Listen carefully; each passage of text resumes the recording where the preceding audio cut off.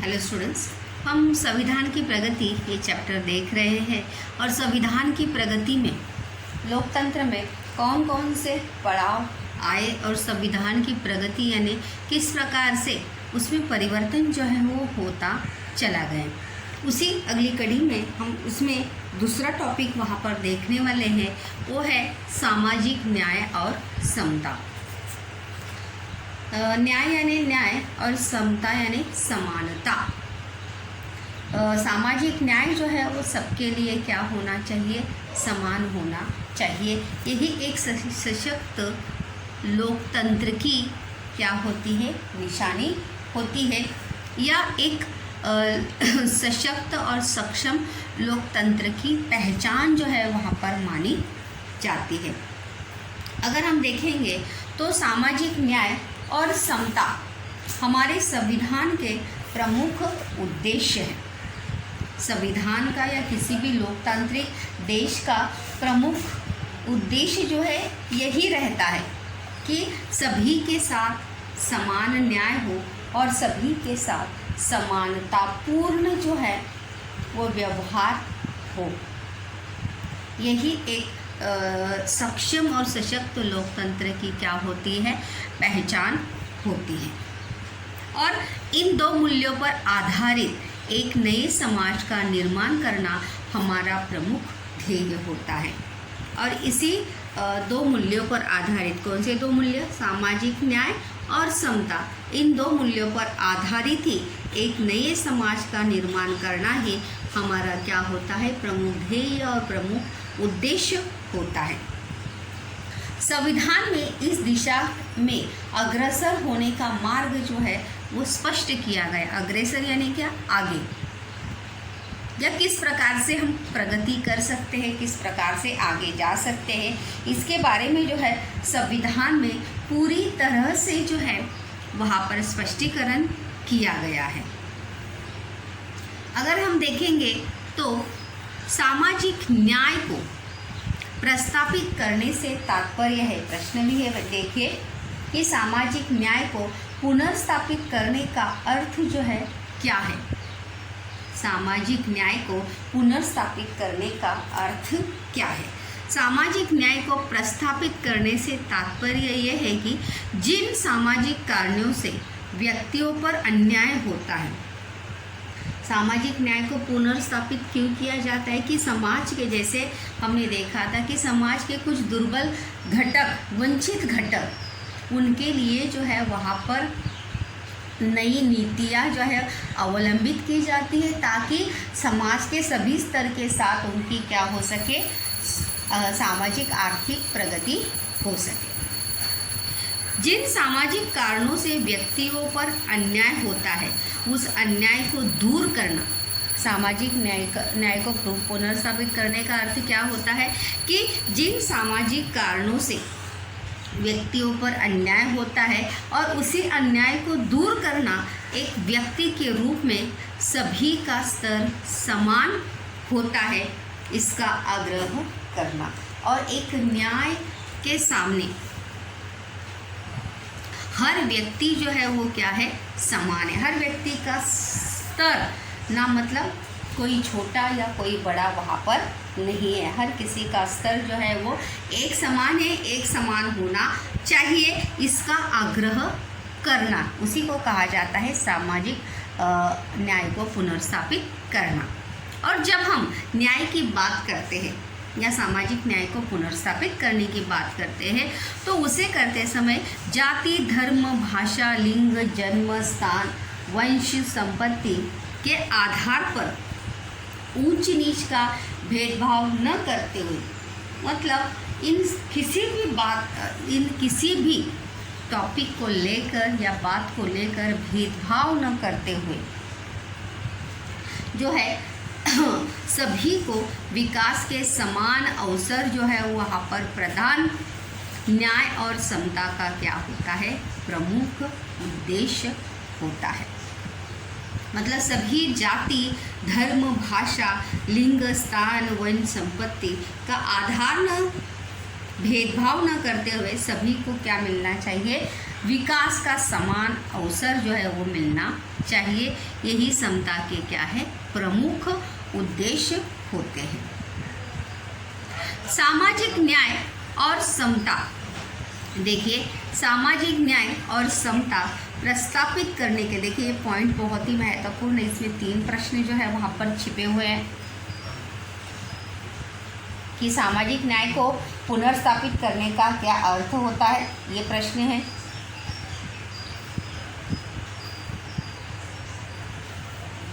सामाजिक न्याय और समता प्रस्तापित करने के लिए समाज के सभी स्तरों को जो है प्रयत्न करने पड़ते हैं, लेकिन सरकार की नीतियों और अन्य प्रयत्नों को विशेष महत्व जो है वो होता है। मतलब वहाँ पर जो है सरकार की भूमिका जो है वो महत्वपूर्ण वहाँ पर मानी जाती है।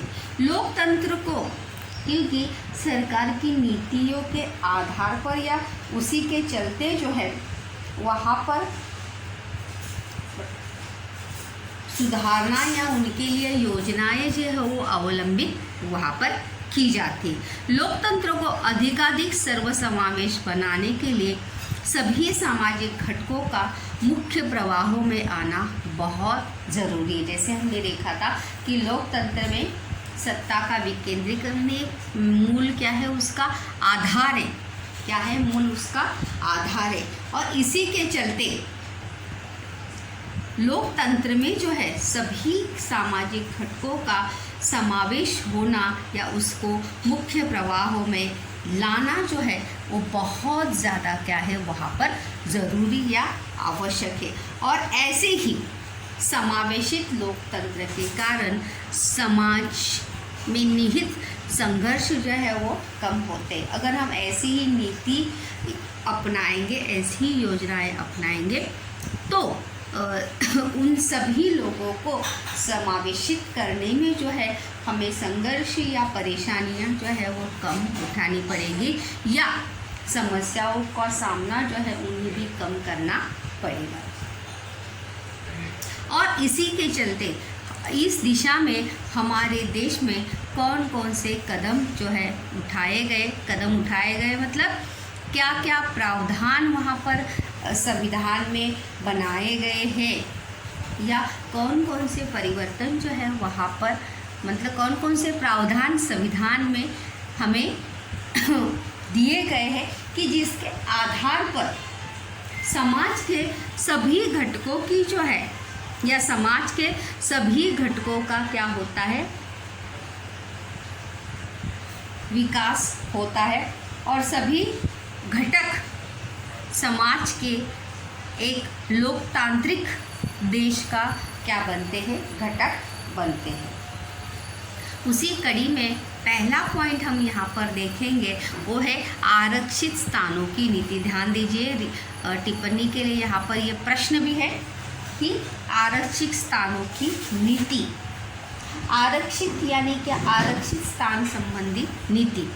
आरक्षित यानी रिजर्व, जैसे हम ट्रेन वगैरह टिकट वगैरह ट्रेन या बस का टिकट जो है वहाँ पर रिजर्व करके रखते हैं। रिजर्व इसलिए करते हैं ताकि हमारे अलावा वहाँ पर और कोई बैठ नहीं सकता या हम जो है जैसे मतलब जब चाहे हम वहाँ पर क्या हो सकते हैं, मतलब वहाँ पर हमें बड़े आसानी से ट्रेन में, बस में या जिससे भी हम यात्रा कर रहे हैं वहाँ बैठने में या वहाँ पे सफ़र करने में हमें क्या मिल सके, मौका मिल सके।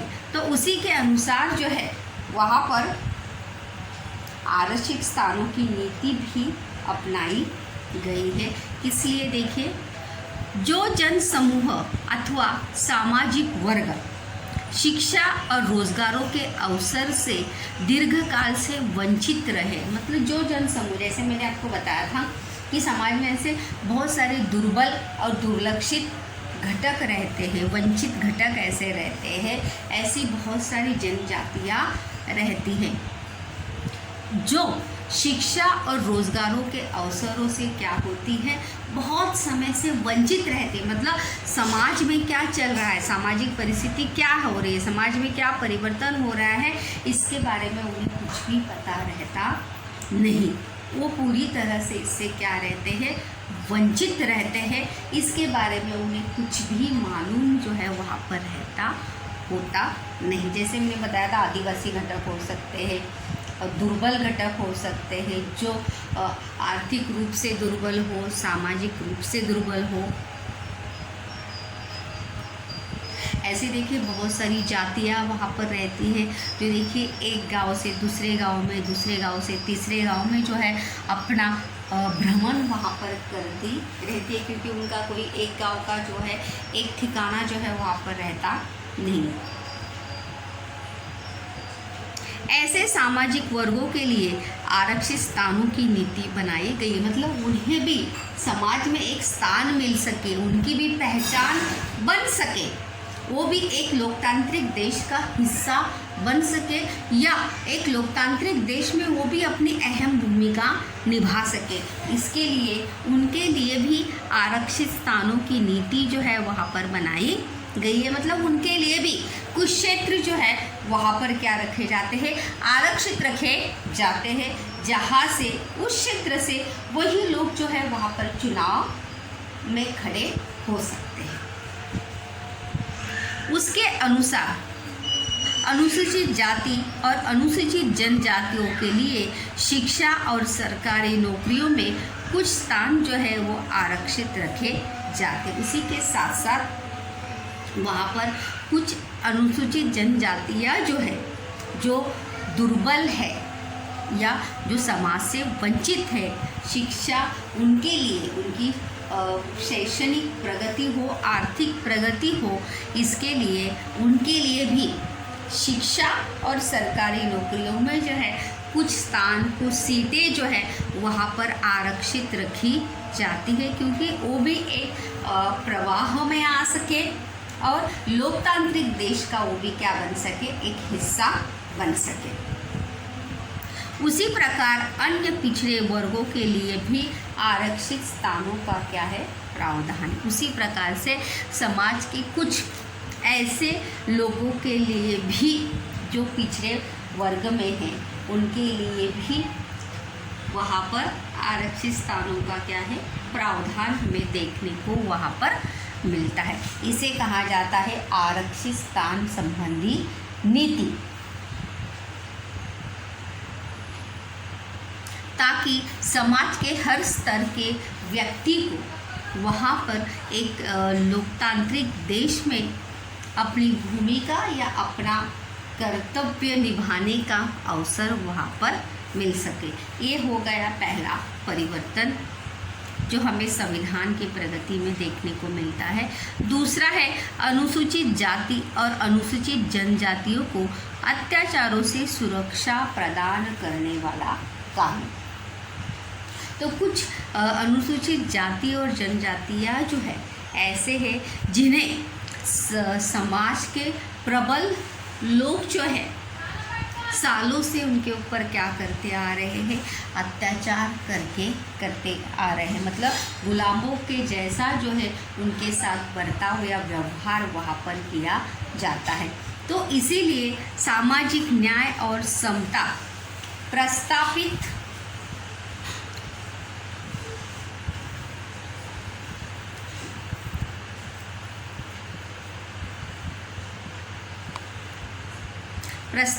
करने के उद्देश्य से यह एक महत्वपूर्ण कानून जो है वहाँ पर बनाया गया है, और इसी कानून द्वारा अनुसूचित जाति और अनुसूचित जनजातियों के व्यक्तियों पर किसी भी प्रकार के होने वाले अन्याय पर जो है वो प्रतिबंध वहाँ पर लगाया गया है।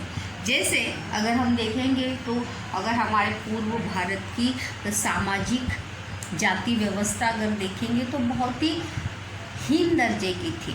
वहाँ पर जो है निम्न जाति के लोगों के साथ पशुवत वहाँ पर व्यवहार जो है उनके साथ किया जाता था। तो ऐसे ही कुछ अनुसूचित जाति और जनजातियों के लोगों के ऊपर होने वाले अत्याचारों से सुरक्षा उनको दिलाने के लिए जो है एक अन्याय प्रतिबंध कानून जो है उनके लिए बनाया गया, ताकि उन्हें सुरक्षित महसूस करवा सके या उन्हें आगे बढ़ने का मौका मिल सके। यदि किसी प्रकार का अत्याचार होता है तो दंड का प्रावधान भी वहाँ पर किया गया कि अगर वहाँ पर कोई किसी के ऊपर अत्याचार करता है तो वहाँ पर उसे दंड यानी जिसे हम कहते हैं फाइन भी वहाँ पर लगाने का प्रावधान जो है वहाँ पर संविधान में किया गया। अगर हम अगला देखेंगे, तीसरा पॉइंट अगर देखेंगे सामाजिक न्याय व्यवस्था के चलते, तो तीसरा बहुत ही अहम ऐसा है, ये भी हमें टिप्पणी के लिए यहाँ पर आता है। याद रखिए कि अल्पसंख्यकों के संबंधित प्रावधान। अभी अल्पसंख्यक यानी क्या, जो संख्या में कम है, तो ऐसे लोग भी जो संख्या में कम है, जो तो संख्या में कम होने के कारण उन्हें उनकी प्रगति में कोई बाधाएं ना आए, उनके ऊपर कोई अत्याचार ना हो, उन्हें भी एक सामाजिक न्याय व्यवस्था का हिस्सा बनने का अवसर मिल सके, इसके लिए अल्पसंख्यक संबंधी प्रावधान जो है वहाँ पर बनाए गए हैं। चलिए देखते हैं। भारतीय संविधान द्वारा अल्पसंख्यक लोगों की सुरक्षा हेतु कई प्रावधान जो है वहाँ पर किए गए हैं। प्रावधान का अर्थ यहाँ पर होता है नियम या कानून। अल्पसंख्यक यानी क्या, जो संख्या में कम हो। अल्पसंख्यक फॉर एग्जाम्पल अगर हम देखेंगे तो भारत एक क्या है, हिंदू राष्ट्र है। तो अगर हिंदू राष्ट्र होने के बावजूद भी यहाँ पर अगर हम देखेंगे तो बहुत सारे अलग अलग धर्म के लोग जो है यहाँ पर हमें देखने को मिलते हैं। जैसे इस्लाम धर्म के लोग हैं, सिख धर्म के लोग हैं, बौद्ध धर्म के लोग हैं। तो ऐसे लोग जो है वो किस में आते हैं, अल्पसंख्यक में आते हैं। तो ऐसे लोगों की प्रगति के लिए भी प्रावधान जो है वहाँ पर बनाए गए हैं। अल्पसंख्यक लोगों को शिक्षा और रोजगार के अवसर प्राप्त हो, उन्हें भी शिक्षा और रोजगार के अवसर प्राप्त हो, इसके लिए सरकार द्वारा कई योजनाएं जो है क्रियान्वित की गई है। उनके लिए भी नई नई योजनाएं जो है वो अमल में लाई जाती है ताकि शिक्षा प्राप्त कर सके, रोजगार भी उन्हें मिल सके। अगर हम देखेंगे तो भारतीय संविधान द्वारा जाति, धर्म, वंश, भाषा और प्रदेश के आधार पर भेदभाव करने पर प्रतिबंध जो है वो लगाया गया है। जैसे हम जानते हैं कि हमारा भारत देश जो है एक धर्मनिरपेक्ष राष्ट्र है। यहाँ पर सभी जाति धर्म के लोग जो है एकत्रित रहते हैं। तो उसी प्रकार से हमारा संविधान जो है हमें जाति, धर्म और वंश, भाषा और प्रदेश के आधार पर भेदभाव न करने का भी, भेदभाव नहीं करना चाहिए, इस पर हमें क्या लगाया गया है, प्रतिबंध लगाया गया है कि सभी जाति धर्म के लोग एकत्रित रहकर अपनी प्रगति कर सके और लोकतांत्रिक देश में या लोकतांत्रिक देश को एक सक्षम बनाने में अपनी भूमिका वहाँ पर निभाए।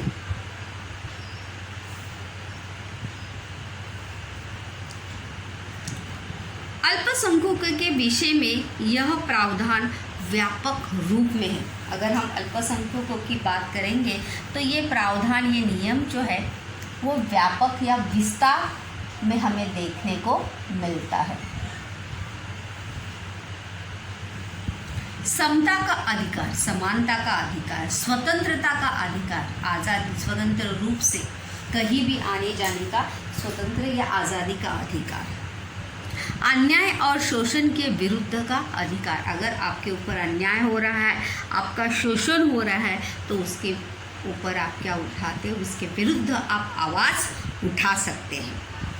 शैक्षिक और सांस्कृतिक अधिकारों के फलस्वरूप अल्पसंख्यक वर्ग को मौलिक रूप से जो है वो संरक्षण प्राप्त हुआ है और इसी के चलते सांस्कृतिक, शैक्षिक और अधिकारों के कारण अल्पसंख्यक वर्ग को जो है यही सब मौलिक रूप से संरक्षण जो है वहाँ पर प्राप्त हुआ है, ताकि वो जो है अपनी प्रगति कर सके और लोकतांत्रिक देश में जो है अपनी अहम भूमिका वहाँ पर निभा सके। तो यहाँ पर सामाजिक न्याय और समता में हमने पहला क्या देखा, आरक्षित स्थानों की नीति। दूसरा क्या देखा, अनुसूचित जाति और अनुसूचित जनजातियों को अत्याचार से सुरक्षा प्रदान करने वाला कानून। तीसरा हमने देखा अल्पसंख्यकों के संबंधित प्रावधान।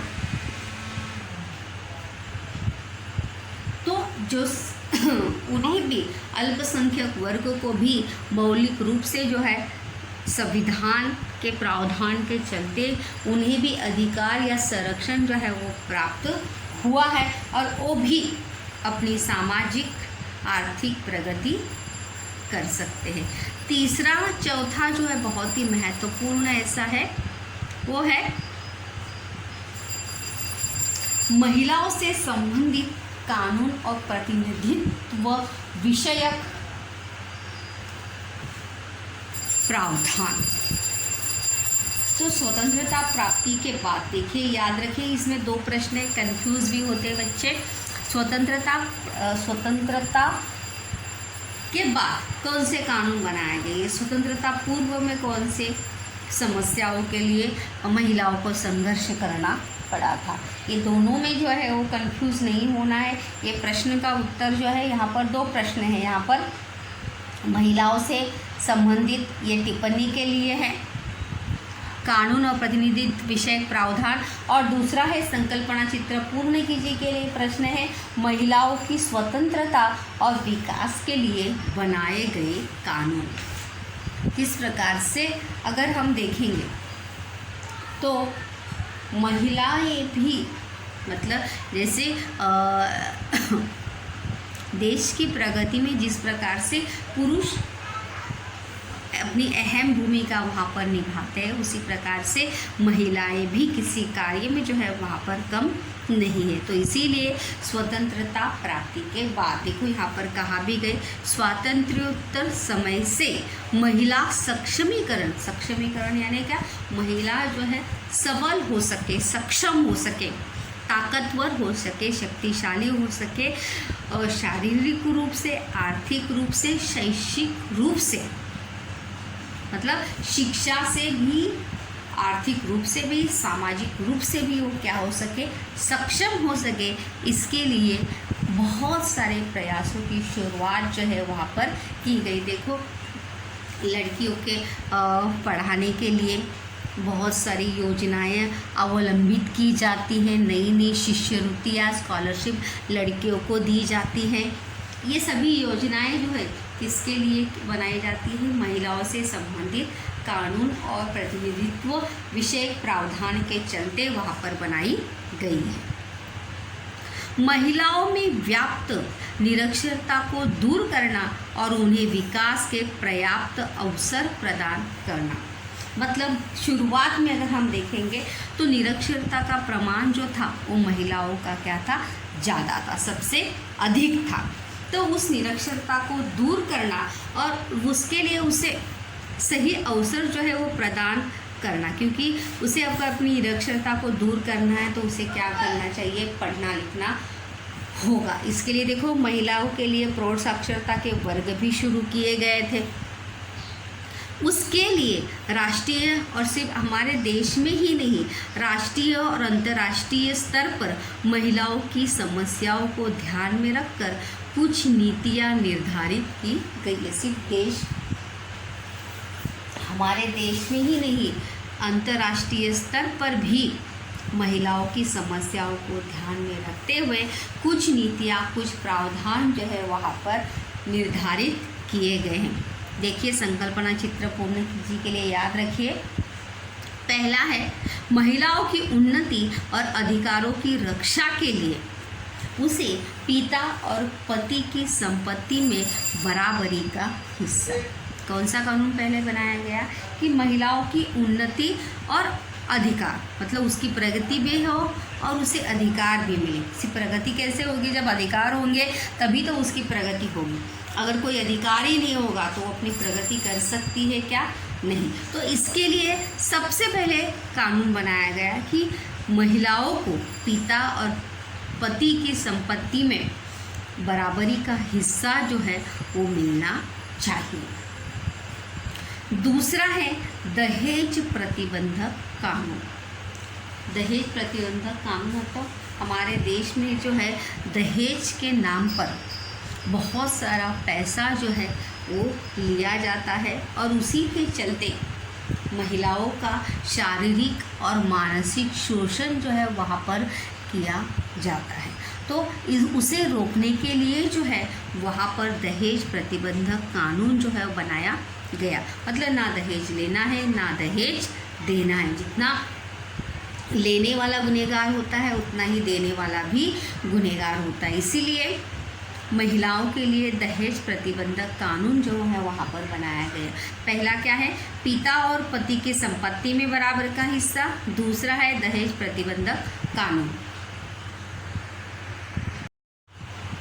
अगर तीसरा हम देखेंगे तो तीसरा है यौन अत्याचार से सुरक्षा देने वाला या सुरक्षा प्रदान करने वाला कानून तथा घरेलू हिंसा प्रतिबंधक कानून जैसे महत्वपूर्ण कानून जो है वहाँ पर महिलाओं की सुरक्षा के लिए या महिलाओं की स्वतंत्रता और विकास के लिए वहाँ पर बनाए गए, ताकि महिलाओं की जो है सामाजिक क्या हो सके, प्रगति वहाँ पर हो सके। यौन अत्याचारों से सुरक्षा प्रदान करने वाला कानून, महिलाओं का जो शारीरिक शोषण होता है उसके प्रति उसे सुरक्षा प्रदान हो, उसकी सुरक्षा हो, ऐसे कानून जो है वहाँ पर बनाए गए। साथ ही साथ घरेलू हिंसा यानी क्या?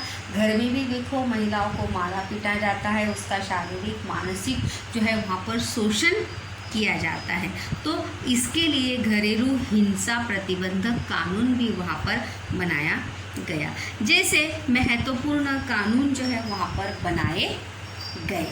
और इन प्रावधानों के फलस्वरूप अगर देखेंगे तो महिलाओं को अपनी स्वतंत्रता को अबाधित रखने और स्वयं का विकास साधने हेतु अनुकूल वातावरण बन गया। और इन्हीं अधिकारों के चलते इसका परिणाम ये हुआ, इन प्रावधानों के फलस्वरूप ये हुआ कि महिलाओं को अपनी स्वतंत्रता को, अपनी आज़ादी को तो उन्होंने अबाधित रखा ही, साथ ही साथ स्वयं का विकास करने हेतु एक परिणामकारक, अनुकूल यानी क्या,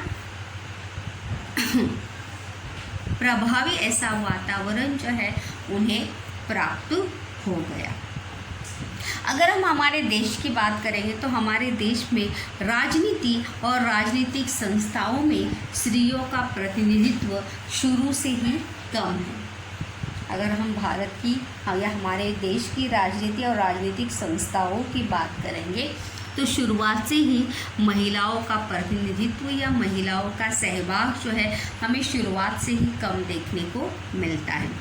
विश्व में कई देशों में महिलाओं का प्रतिनिधित्व बढ़ाने के लिए प्रयत्न किए गए और ये सिर्फ हमारे देश में ही नहीं, अंतर्राष्ट्रीय स्तर में भी महिलाओं का प्रतिनिधित्व बढ़ सके, उनका सहभाग बढ़ सके, इसके लिए प्रयास वहाँ पर किए गए हैं।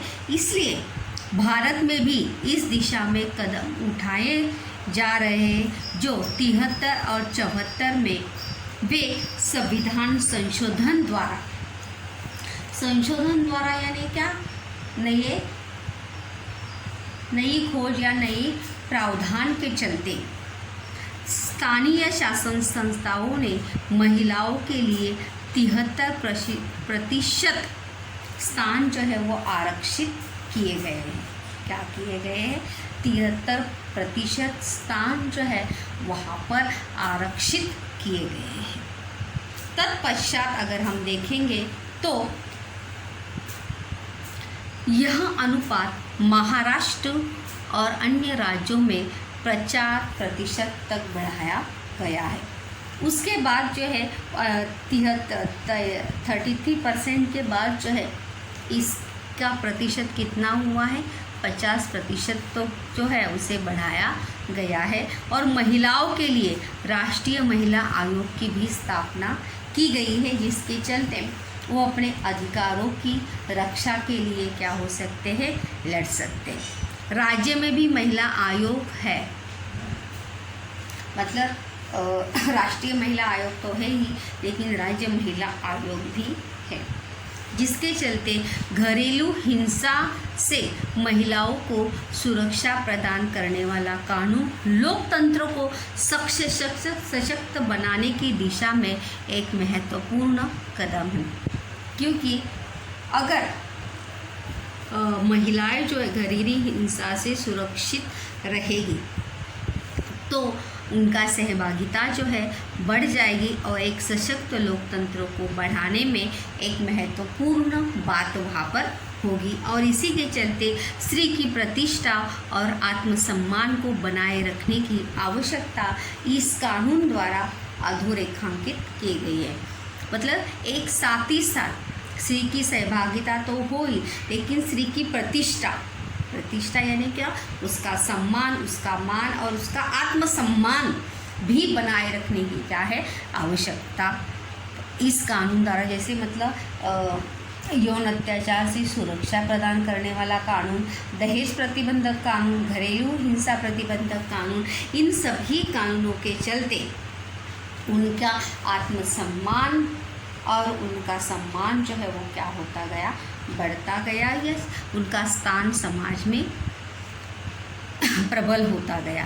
परंपरागत वर्चस्व और अधिकार तंत्र को विरोध करने वाले इस निर्णय से भारतीय लोकतंत्र और व्यापक हो गया। परंपरागत मतलब हमारा देश जो है पुरुष प्रधान संस्कृति रखने वाला देश है या मानने वाला देश है, तो इसी परंपरा को खंडित करते हुए, तोड़ते हुए वहाँ पर 50% जो है वहाँ पर महिलाओं का सहभाग जब हमें लोकतंत्र में या देखने को मिलता है, तो इस निर्णय से जो है लोकतंत्र और व्यापक हो गया। व्यापक यानी क्या, विस्तार उसका और ज़्यादा बढ़ गया और उसमें होने वाला समावेशन अधिक अर्थपूर्ण हुआ। और उसमें जो समावेशन यानी जो महिलाओं का जो सहभाग था वो क्या था, बहुत ज़्यादा प्रभावशाली था या प्रभावकारी था। उसी के चलते हमें आज जो है बहुत सारी जगह पर महिलाओं का सहभाग जो है वहाँ पर देखने को मिलता है। तो ये होगी सामाजिक न्याय और समता का, क्योंकि देश के हर नागरिक को सामाजिक न्याय समानता मिलनी चाहिए।